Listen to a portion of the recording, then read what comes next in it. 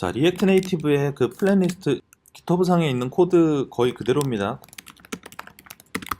자, 리액트 네이티브의 플랜 리스트 쪽을 보시면은요, 플랜 리스트에 이제 나와 있는 것 중에서 이게 플랜 리스트 말고도 다른 리스트들이 몇 가지가 더 있어요. 그래서 자, 섹션 리스트라는 애들도 있고요. 근데 섹션 리스트는 가장 큰 특징이 이제 섹션 리스트는 그 얘가 섹션 헤더라는 거를 가지고 있어가지고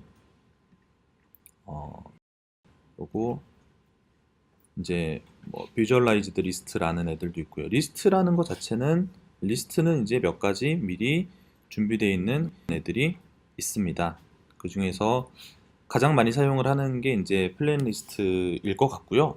아마도요. 이제 플랜 리스트 같은 경우에는 얘가 자체적으로 가지고 있는 어떤 디자인이나 뭐 어떤 기능적인 제약이 없이 그 안에 있는 요소들을 다 직접 작성을 해가지고 이제 출력을 하게끔 되어 있기 때문에 여기 있는 것들을 제일 많이 사용을 하실 것 같아요.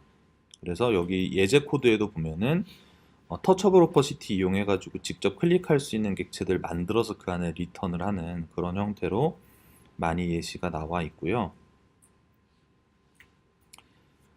그래서 여기에 일단 기본적으로는 데이터하고 렌더 아이템 이거 두 가지가 필수 값입니다. 그래가지고 그 데이터하고 렌더 아이템 이렇게 해가지고 표시를 할 수가 있는데, 근데 이게 아까도 말씀드렸지만 어 이게 업데이트가 돼야 되는 값이라면 반드시 엑스트라 데이터가 있어야 돼서 사실상 업데이트가 안 되는 리스트인 경우가 거의 없을 거거든요. 그래가지고 사실상 세 가지가 필수 입력 값이다라고 생각을 하고서 작업을 하시면 될 것 같아요.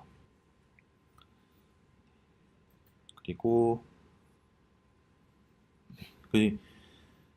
그 플랜 리스트 만들 때 밖에다가 스크롤 뷰 안 만드는 것도 작업하다 보면은 굉장히 실수 많이 하시는 부분이거든요. 근데 이거를 급하게 작업을 하다 보면은 이게 자기가 빼먹었다는 지점을 언제 알게 되냐면은 테스트 할 땐 내가 데이터를 그렇게 많이 안 넣었는데 이게 실제 그 테스트 단계에 넘어갔을 때 혹은 더 나쁜 경우에는 이게 이제 테스트 하는 과정에서마저도 데이터를 많이 안 집어넣어가지고 이게 출시 이후에 그런 문제가 발견이 되면 굉장히 골치가 아픕니다. 앱은 업데이트를 반드시 해야 되기 때문에 한번 배포된 이후에 이게 스크롤이 안 되는 문제가 있어요. 이런 문제가 생기면 업데이트 하긴 해야 되거든요. 업데이트 다시 올려야 돼요. 업데이트를 올려야 되는데 안드로이드야 금방 된다고 치지만 iOS는 심사를 또 받아야 되기 때문에 iOS 심사 받는 그 동안에는 사람들이 그 스크롤을 할 수 없는 상태로 앱을 써야지 돼요. 그래서 테스트를 하실 때 데이터를 많이 넣으시는 게 좋고, 아무튼 뭔가 플랫 리스트 같은, 그러니까 뭐 리스트의 형태를 가진 애들은 항상 스크롤 뷰를 감싸서 처리를 한다라고 생각을 해 두시는 게 좋습니다. 정말 의외로 자꾸 이게 되게 간단하고 기본적인 부분 같은데 자꾸 얘기를 하네라는 생각이 들지만 정말로 많이 까먹고서 많이 빼먹는 부분이라서 꼭 신경을 써서 해주셔야지 됩니다.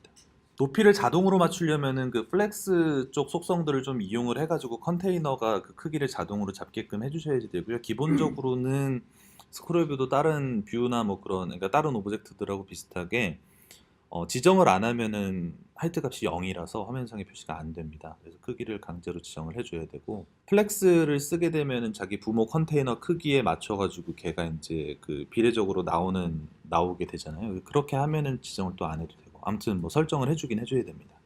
기본 크기는 없습니다. 기본적으로 꽉 차서 나오지도 않고요.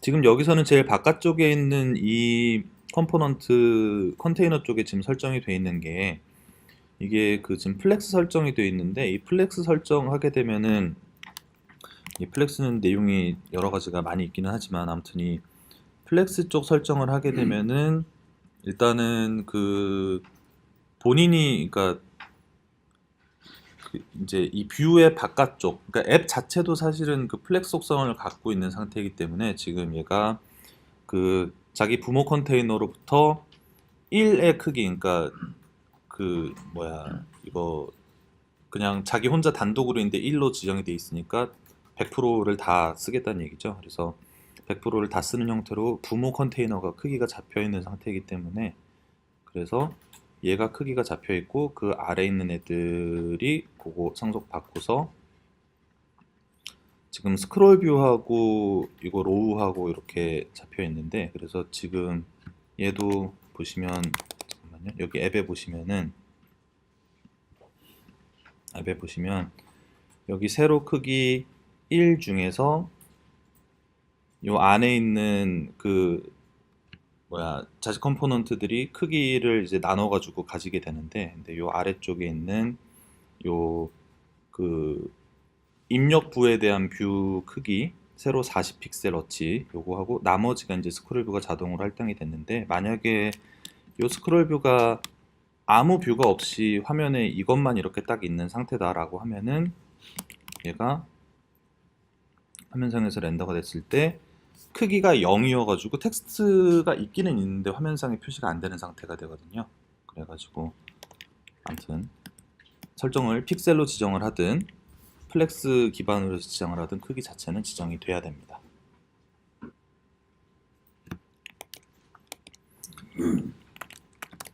자, 여기 그 화면 구성을 잡을 때 플렉스박스라는 요거를 이용을 해가지고 잡게 되는데, 여기에 이제 그 플렉스의 그 얘를 컬럼 방향으로 정렬을 할 것이냐 아니면은 로우 방향으로 정렬을 할 것이냐라든가, 얘를 이제 그 가로 세로로 배치를 할 때 그 얼라인 같은 걸 어떻게 할 것이냐에 대한 속성들은 플렉스 디렉션이라는, 그러니까 플렉스 박스에 대한 요 문서를 보시면은 여기에 좀 설명이 나와 있는데, 여기에 그 가로 크기가 50인데 가로로 배치를 한다라고 하게 되면은 이게 이제 플렉스 디렉션이 없는 상태에서는 세로로 50짜리 박스 3개가 표시가 되겠지만, 이렇게 그 자기 부모 컨테이너 쪽에서 디렉션 지정한 방향으로 가로로 이렇게 배치가 되게 되고요.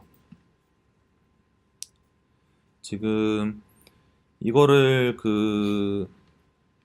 지금 얘가 없는 상태면은 이런 식으로 원래는 배치가 되고, 이거는 플렉스를 지정을 안 하더라도 기본 상태 그대로죠. 근데 여기 이제 그 세로 정렬에 대해서 간격을 서로 일정하게 나눠 가지면서 배치를 해라라고 이렇게 지정을 해가지고 이런 식으로 배치를 한다든가, 이게 이제 그 여기 위쪽에서도 이 내용이 적용이 되면은 가로 배치인데 사이에 공간을 일정하게 가지고서 배치가 되는 이런 형태로 배치가 되고요. 그리고 여기 디렉션이 컬럼이고 얼라인이 둘 다 센터면은 이렇게 중앙으로 표시가 되고, 디렉션이 로우면은 가로 배치인데 이렇게 중앙 정렬이 될 거고, 뭐 이런 식으로 플렉스박스 속성이 있는데, 아무튼 플렉스박스는 그 처음 할 때 좀, 저도 그렇고 제가 이제 같이 작업을 할 때에도 처음 하시는 분들은 좀 많이 처음 보시는 개념이면은, 근데 CSS의 그 플렉스를 많이 해보셨으면은 상당수가 이름도 비슷하고 그래서 또 이용을 쉽게 하실 수도 있고, 아무튼 그런 속성이 있습니다. 이 부분들을 작업을 하실 때 많이 보시게 될 거예요.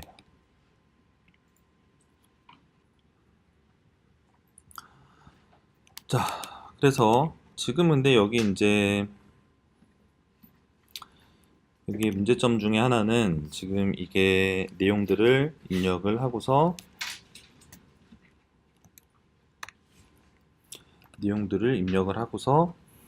지금 이거를 저희가 따로 어디 데이터베이스 같은데 저장을 하지는 않기 때문에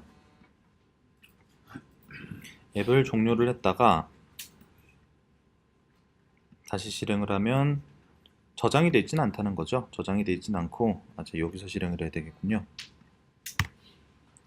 다시 실행을 하면